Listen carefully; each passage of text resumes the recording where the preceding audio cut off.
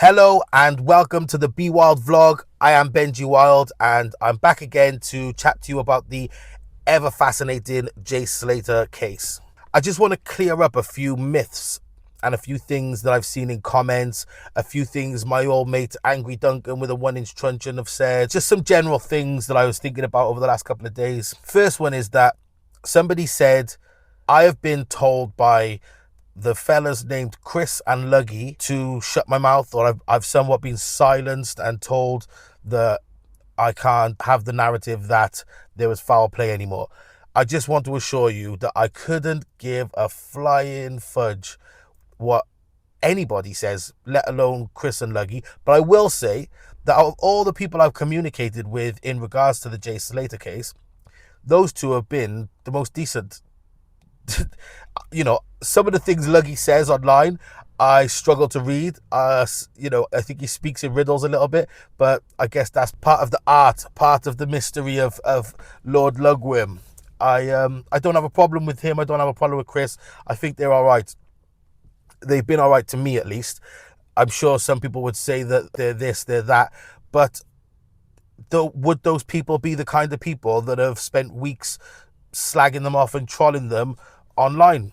You know, because quite frankly, when people like Duncan are going around spouting people's names and running them through the mud, I don't see why anybody would give him respect. And he certainly brought the worst out of me.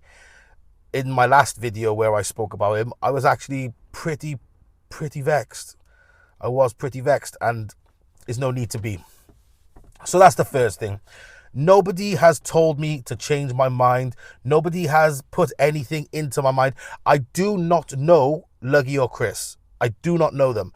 I've never spoken to them on the phone. I've never spoken to them anywhere. I've only ever spoken to them in public conversations on YouTube comments. I've never spoken to them in private. That's what I was going to say. So I don't know them. And aside from things that you could go and find and read right now, I have never communicated with those gentlemen in my life. So that's the first thing. The next thing is Duncan Smith saying that I keep changing my mind on what I believe to be the truth of the case. That's not the truth. I changed my mind once. I've changed my mind a few times on other things, but that's because I'm using logic and reasoning to try and use the evidence we have to see what happened. I'm not jumping to conclusions and pointing fingers at everybody like you do. I'll explain in a bit more detail why I changed my mind. From the moment Jay went missing, I absolutely was convinced that something had happened to him. Somebody had done something to him. When all of the hysteria on Facebook and TikTok and Twitter, just social media in general, began, there was some things that were said, like there was that message from somebody. There's a post put up on Facebook by somebody who claimed to know Lucy and work in the drugs world with Lucy, and that seems a bit suspect. Oh,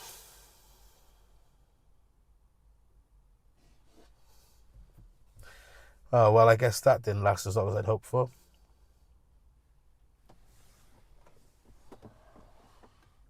Are you done? Fucking hell, I didn't even get started. Come on.